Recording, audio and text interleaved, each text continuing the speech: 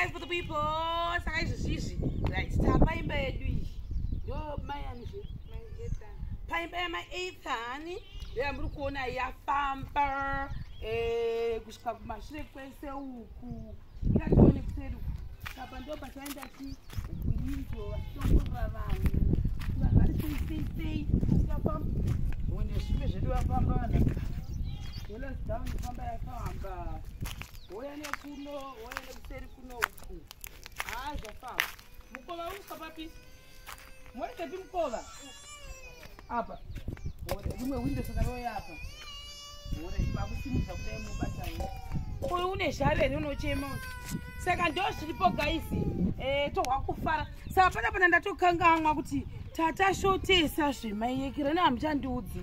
Simbi dzemalintu. Dadza shota. Saka simbi dzemalintuzi ndatozorimenwa bhira kuti pada simbi dzemalintuzi. One iri kunzi $4 yatiri kudai choniyo ndofunga diki yatsaka the cheapest. So 4 plus 4 equals $8. Those simbi dzemalintuzi kudiwa panapa. Saka tashotesa. Then ine matying wire. Saka ndorasi kuti tying wire dzedu 2 hadzisi kukwana dzatatatopa. Pandiwa dzimwe 2 dzimwe. Pandiwa ngani tying wire?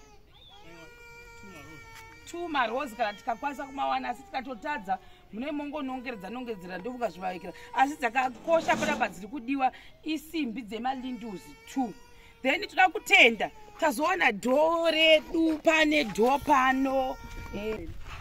Tinotenda tinoda kutenda nekuwakirwa tiri kunzwa kufara kuti tizore cobra tanga tanzwa nekuzvira nedhaka. Tiri kunzwa kufara zvakanyanya kufara wakanyanyisa. Tinotenda uchiite kuti Merry Christmas. Merry Christmas. We wish you Merry Christmas. Saka iri boy ndakuda kuti ndimboti ndombobuda mbichana but saka simbi dzemalinduzi ndodzasara.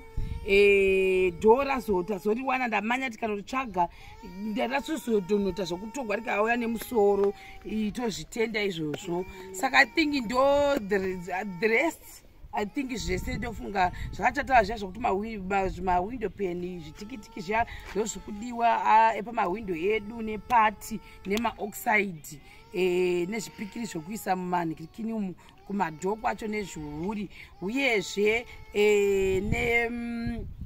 nedzo dzesimbi dzemalinduzi dzepaimba inoichete kun'uku zvakwana ukoko. Mapuranga edu akwana. Aiwa zvishwa ndakutendai nesapoti yenyu guys. Rambai muchisapota vanhu vose vatange tizonge tichiita nawo maprograms kumberi uko. Thank you very much. Kufara kuti ndichapinda mugore idzva ndiri imba yakanaka. Mwari ndinozvikudza chaizvo nesimba renyu nemunhu afamba sisi shero netsoka dzawo wachiuya muno mumusha. Ndiri kunzwa kutenda newe wakaburitsawo zvawakaburitsa.